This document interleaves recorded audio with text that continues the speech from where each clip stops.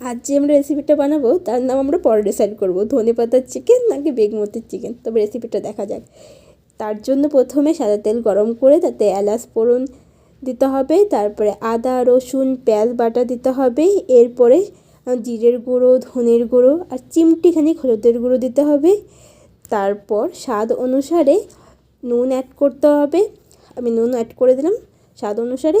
এরপরে চিকেনটা দিতে হবে, চিকেনটা দেওয়ার পরে আমি এবার এতে স্বাদ অনুসারে গোলমরিচের গুঁড়ো দেবো। আবার দেখবে গোলমরিচের গুঁড়োটা যেন বেশি না হয়ে যায়, তবে একদম খেতে পারবে না। এরপর এতে আমি 7-8টার মতো কাজু বাদাম বেটে রেখেছিলাম, সেই কাজু বাদাম বাটাটা দেবো। কাজু বাদাম বাটা দেওয়ার পরে চিকেনটা তত সময় জাল করতে হবে যত সময় না এর থেকে তেল বের হয়।